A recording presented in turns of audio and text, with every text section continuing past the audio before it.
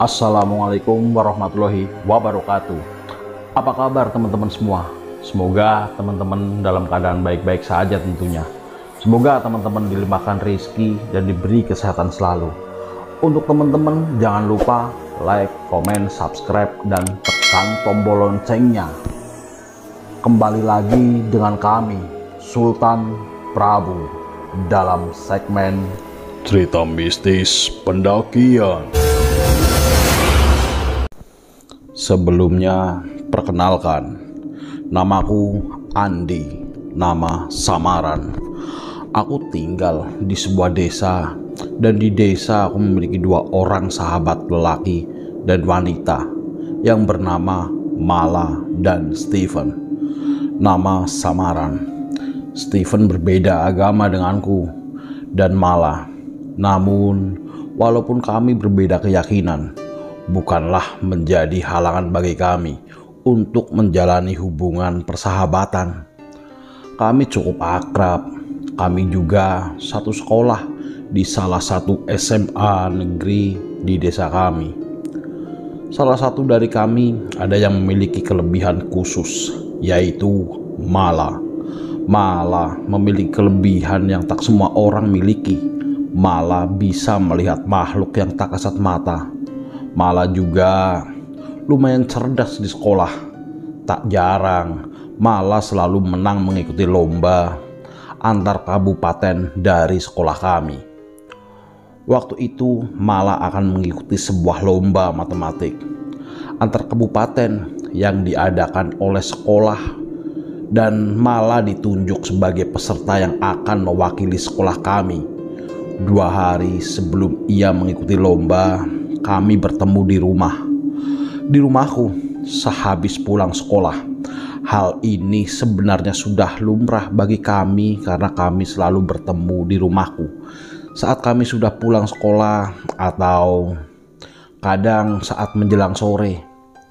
Mal, kamu udah ada persiapan belum buat lomba nanti? Ucapku.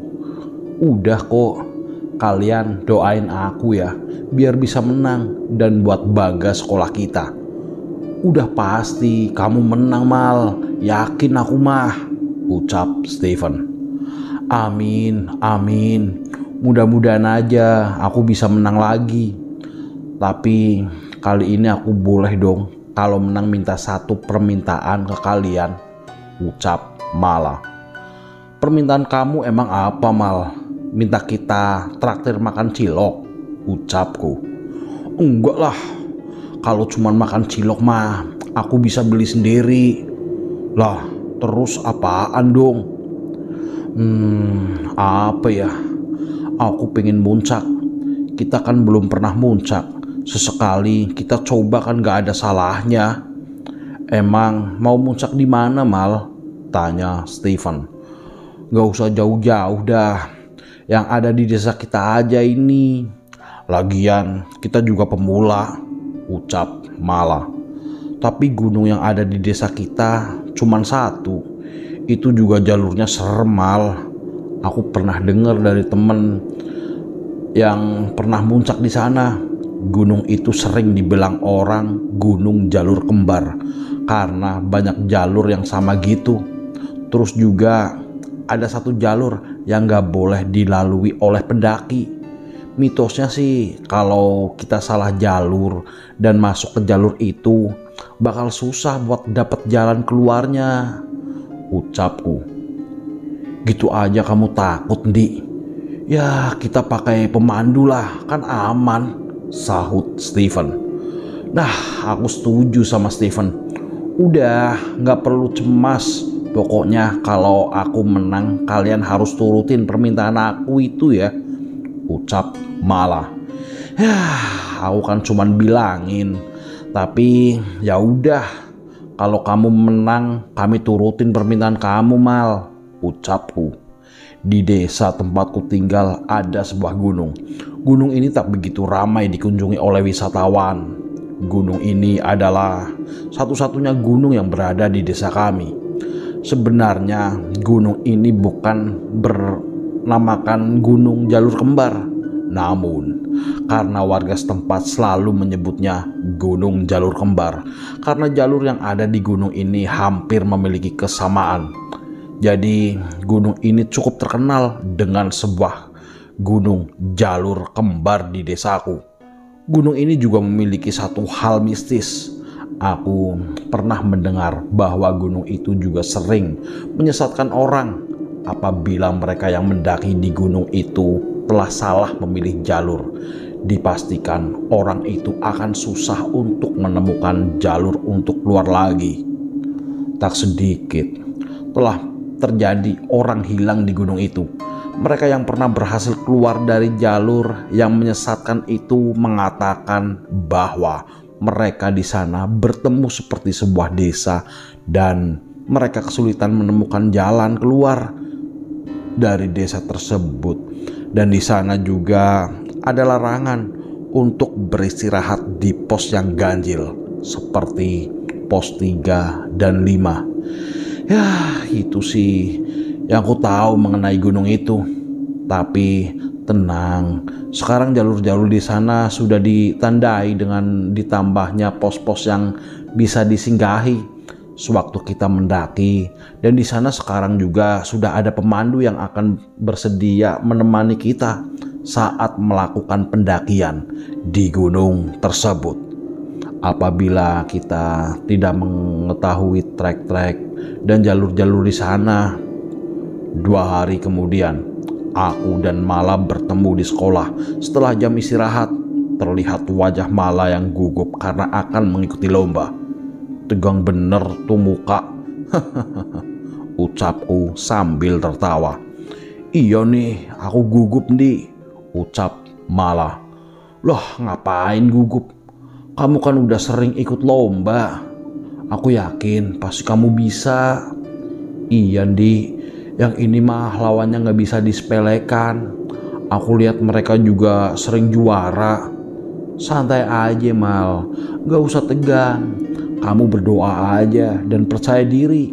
Walaupun kamu gak juara di tahun ini, paling enggak kamu udah mencoba, ucapku sambil menenangkan sedikit suasana hati Mala. Ya, kalau aku gak menang, kita gak jadi muncak dong. Makanya itu, kamu harus percaya diri kalau kamu bisa. Aku yakin kamu pasti bisa bikin bangga nama sekolah kita lagi. Iya Di. Makasih buat supportnya ya. Iya, sama-sama. Steven mana? Kok kamu sendirian aja, Di? Iya, aku juga nyari dia nih. Paling juga rasaku dia di kantin. Oh, ya udah dah kalau gitu. Tak berapa lama kemudian, bel berbunyi lagi yang menandakan jam istirahat telah usai. Aku dan Mala kembali ke kelas masing-masing. Di dalam kelas aku bertemu dengan Steven. Dari mana aja kamu? Tanyaku pada Steven. Biasalah, ngurusin perut. Idih, makan mulu kamu, Steve. Gak makan bisa mati dong aku. Hahaha. Oh iya, kamu dari mana? Kok tadi gak nampak di kantin? Aku tadi di depan ketemu sama Mala. Ya, hari ini kan dia ikut lomba, jadi aku kasih support lah biar dia semangat. Oh iya, ya bagus dah kalau gitu. Ntar siang kita lihat dia lomba ya. Iya, itu mah udah pasti. Sekalian kita kasih dia support biar semangat, ucapku. Kamu yakin Steve bakal nurutin maunya Mala kalau dia menang? Tanyaku pada Steven. Ya udahlah, turutin aja. Hitung-hitung buat bikin dia seneng, biar dia semangat. Ya udah dah. Tak berapa lama kemudian jam pelajaran pun dimulai. 1 jam kemudian bel berbunyi lagi yang menandakan belajar mengajar hari ini telah selesai dan waktu yang untuk pulang. Aku dan Steven bergerak pergi ke tempat perlombaannya Mala. Sesampainya kami di sana, ternyata perlombaan sudah dimulai. Aku melihat Mala di sebuah meja yang sedang mengerjakan persoalan yang diberikan oleh juri. Terlihat kegugupan di wajahnya. Ia terlihat seperti tidak semangat. Namun setelah aku dan Steven riakinya dan memberikannya support, Perlahan terlihat kembali ketenangan di wajahnya, dan ia terlihat lebih percaya diri saat menjawab pertanyaan-pertanyaan dari juri. Waktu sudah menjelang sore, perlombaan pun telah usai. Usaha tak pernah menghilangkan letih hasil. Alhamdulillah, Mala menang dalam perlombaan ini, dan dia berhasil menduduki juara 2 di perlombaan ini. Lagi-lagi, Mala bisa membuat bangga sekolah kami. Terlihat Mala datang menghampiriku dan Stephen. Kali ini wajahnya terlihat begitu gembira sambil memegangi piala yang diberikan oleh juri. Wah, selamat ya Mal. Sudah aku duga pasti kamu bisa sehebat kamu, Mal, ucapku. Hahaha. Makasih Di, ini juga berkat support dari kalian berdua. Kalau nggak ada kalian, udah pasti aku nggak bisa menang, ucap Mala. Wih, sebagai hadiahnya, nanti malam aku traktir kalian makan bakso, Mang Ucup, ucap Stephen. Nah, gitu dong. Sekali-kali nemu traktir kita. Hahaha, seruku. Gampang itu mah. Pokoknya nanti malam kalian makan sepuasnya, aku yang traktir. Setelah terlibat beberapa percakapan antara aku dan Malas dan Stephen, akhirnya kami memutuskan untuk pulang ke rumah masing-masing. Karena melihat waktu yang sudah hampir maghrib dan kami akan bertemu lagi nanti malam di rumah Mala. Malam pun tiba. Aku menerima pesan WhatsApp dari Stephen yang mengatakan bahwa ia telah berada di rumah Mala, dan Stephen menyuruhku untuk menyusul ke warung bakso Mang Ucup. Aku pun mengiyakan pesan dari Stephen. Setelah itu, aku langsung bergegas menyusul mereka. Sesampainya di warung Mang Ucup, aku melihat mereka berdua sedang duduk di satu meja. Aku pun segera menghampiri mereka. Wih, mantep kali nih. Kapan lagi ditraktir Stephen? Sampai sepuasnya. Hahaha, ucapku. Hahaha. Iya Di, bener, jarang-jarang kan kita ditraktir, ucap Mala. Ya udah, pesenlah, mumpung aku lagi baik nih, ucap Stephen. Kami pun langsung memesan 3 porsi bakso komplit. Tak lama kemudian 3 porsi bakso pun datang dan kami langsung menyantapnya. Gimana nih? Aku kan menang, berarti kalian mau dong nurutin permintaanku semalam, ucap Mala. Iya, emang kapan kita mau muncaknya? Tanyaku pada Mala. Gimana kalau besok aja? Besok kan hari Sabtu, Minggu kita libur, Sabtu sore pulang.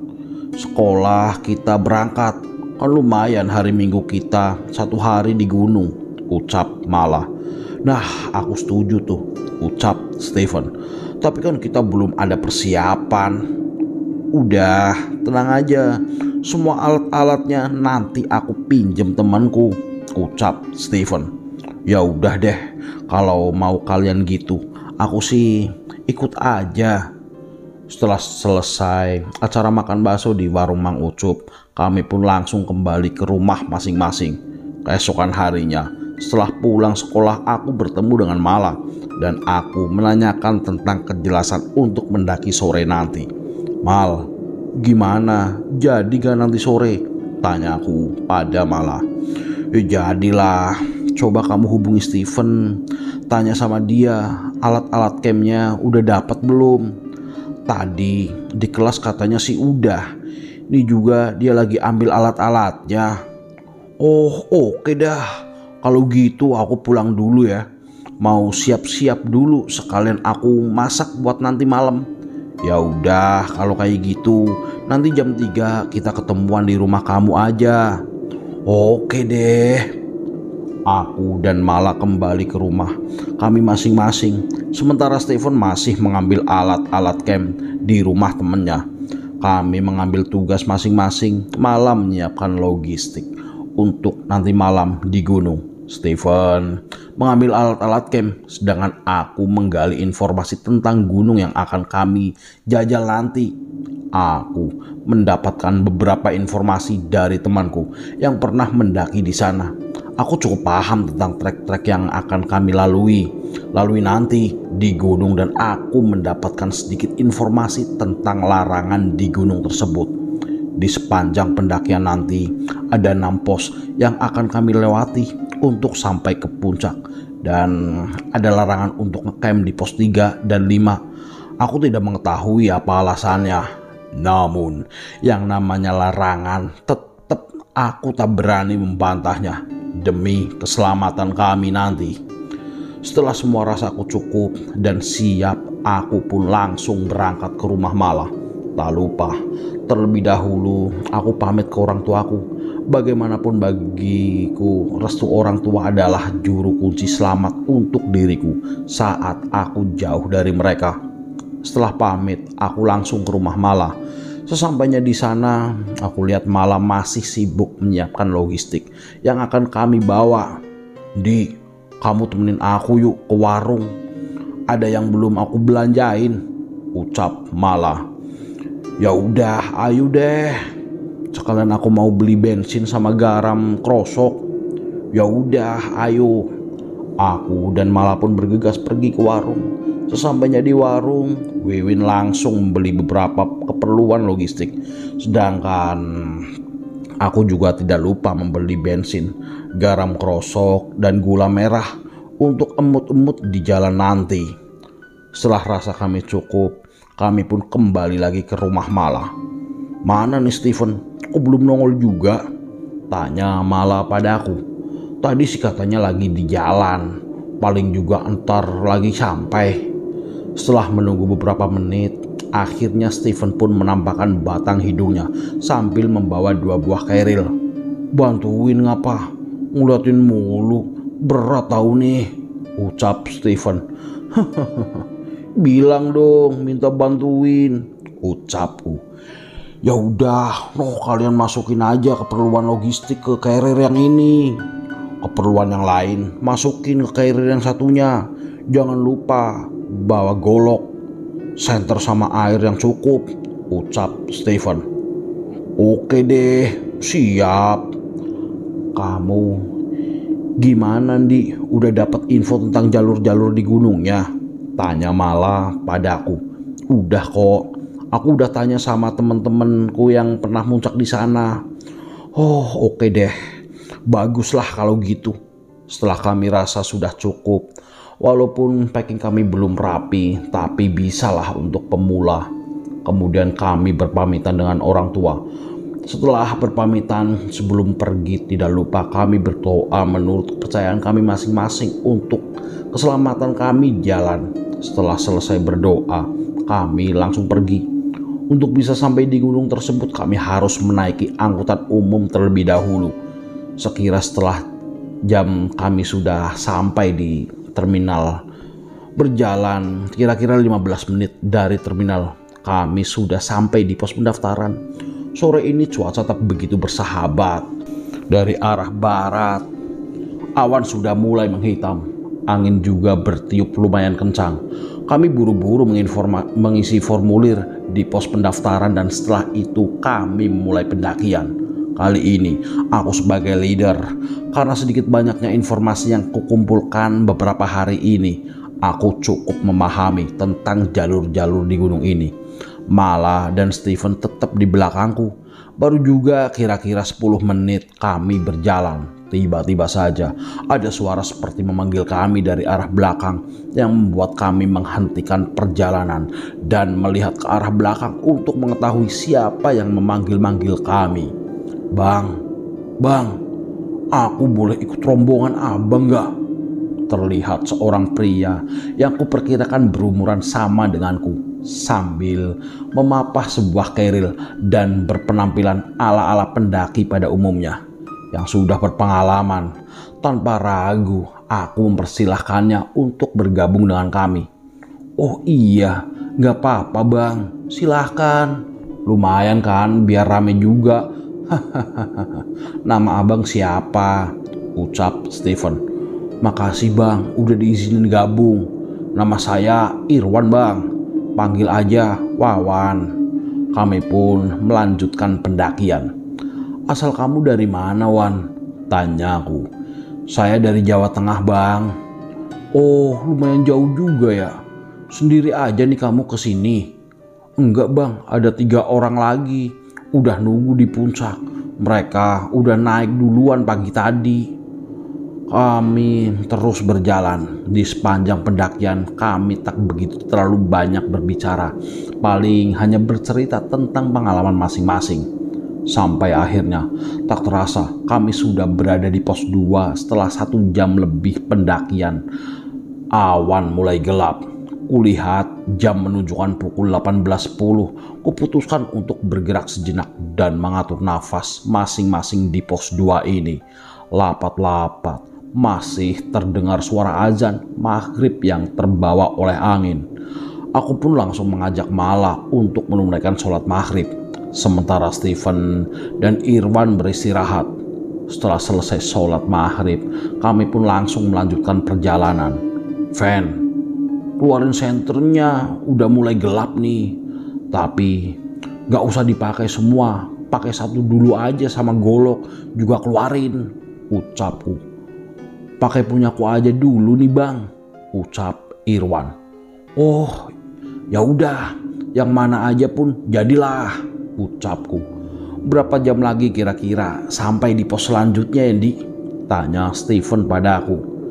Kira-kira 2 jam lebih gitu sih kayaknya kita sampai di pos 4 kalau kita nggak banyak break, ucapku. Oh ya udah, ayo lanjut, semangat, ucap Stephen. Kami pun terus melanjutkan pendakian kami. Ternyata mendaki tidak semudah yang kubayangkan, terlebih-lebih di malam hari dan harus melewati jalan-jalan yang licin karena habis hujan. Tapi ya mau gimana lagi, hitung-hitung cari pengalaman aja. Tapi yang ku heran kan, dari tadi kami tak bertemu satu pendaki pun yang naik ataupun yang turun. Tapi wajar aja kalau sepi. Secara gunung ini juga jarang dikunjungi oleh pendaki.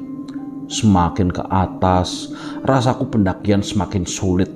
Terlebih-lebih treknya yang licin membuat kami jatuh bangun karena terpelanting akibat jalan yang licin. Walaupun rintangan yang berat, kulihat semangat Mala dan Stephen terus berapi-api. Maklum saja, jiwa-jiwa anak muda jadi semangatnya terus menyala walaupun 1000 rintangan menghadang. Setelah berjibaku melawan trek-trek yang cukup menyulitkan, akhirnya kami sampai di pos 3. Namun kira-kira 20 meter sebelum sampai di pos 3, Mala menghentikan perjalanan kami. Kita break di sini aja, gak usah di pos 3-nya, ucap Mala. Emang kenapa Mal? Tanyaku. Udah gak apa-apa, kita di sini aja. Kami pun menuruti perkataan Mala. Namun aku curiga dengannya. Apa jangan-jangan Mala melihat sesuatu? Namun tak begitu kuhiraukan pikiranku itu. Kami pun beristirahat sejenak di lahan kosong yang cukup bisa untuk dijadikan tempat istirahat. Persediaan air kami masih lumayan cukup banyak. Jadi kami tak begitu khawatir.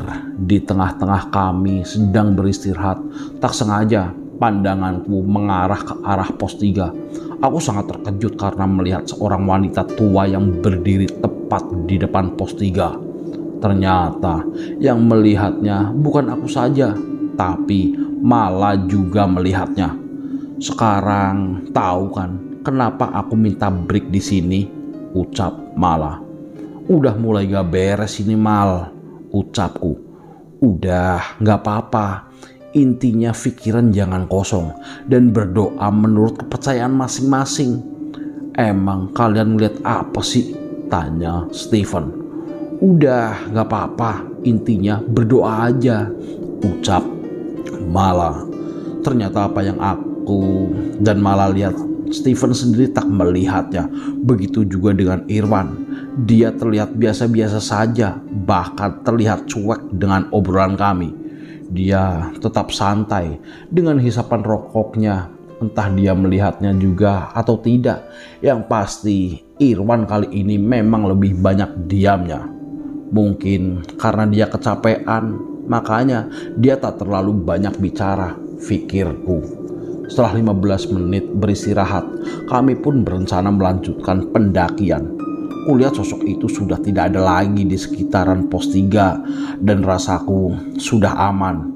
Ya udah, ayo lanjut, biar gak lama, aku udah lapar, ucap Steven. Ya udah ayo, aku pun sama juga udah lapar, ucap Mala. Fen, keluarin garam krosoknya, ucapku. Buat apa? Gak apa-apa, buat jaga-jaga aja. Ingat, di depan nanti treknya bakal susah, bakal ada banyak tanjakan. Terlebih juga di sana kita bakal ngelewatin hutan pinus yang katanya lumayan angker. Jadi tetap pada jalur jarang sampai ada yang ketinggalan maupun terpisah. Pikiran jangan kosong, terus berdoa menurut kepercayaan masing-masing, ucapku sambil memberi arah pada mereka. Setelah memberi aba-aba pada mereka, kami pun melanjutkan pendakian.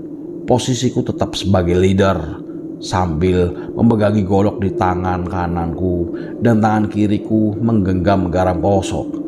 Sekitar 30 menitan sudah berjalan. Akhirnya kami memasuki kawasan hutan pinus. Di sini aku merasakan sekali auranya yang berbeda, ditambah lagi pohon-pohon pinus yang menjulang tinggi menambahkan kesan mistis di hutan ini. Pikiran jangan kosong, tetap fokus sambil berdoa. Apapun yang dilihat nanti jangan dibicarakan. Lagi-lagi aku memperingati mereka. Baru juga beberapa langkah kami memasuki hutan pinus, kami disambut dengan sekelibatan bayangan hitam yang merayap di atas kami. Dia seperti berlompat dari satu pohon ke pohon yang lain, yang seakan-akan siap untuk menerkam kami. Kehadiran sosok itu cukup menggoyahkan langkah kami. Beberapa kali kami berhenti karena sesekali terlihat bayangan itu berdiri di depan kami dan seperti menghadang jalan kami. Walau gimana pun yang kami hadapi, kami harus tetap melanjutkan perjalanan. Kali ini perjalananku isi dengan sholawat dan bacaan ayat kursi sambil kutaburkan garam krosok di jalan-jalan yang kami lewati. Akhirnya hutan pinus berhasil kami lewati dan makhluk yang tadi meneror kami sudah tidak terlihat lagi. Setelah berhasil keluar dari hutan pinus, kami bertemu dengan dua persimpangan yang cukup membingungkanku. Karena dua simpangan yang saling bertemu ini memiliki kesamaan jalurnya yang membuatku sulit untuk memilih antara ke kiri atau ke kanan. Namun tiba-tiba Irwan berbicara, "Ke kiri saja kita." Ucap Irwan sambil tertawa. Tadinya aku mau mengikuti perkataan Irwan, tapi setelah ku pikir-pikir lagi, di sepanjang perjalanan di sisi kiri itu hanya ada jurang. Kurang yakin dengan ucapan Irwan, aku mencoba mengikuti kata hatiku yang memilih jalur di sisi kanan. Benar saja, setelah beberapa lama memasuki persimpangan di sisi kanan, kami bertemu pos 4. Tapi yang aku herankan,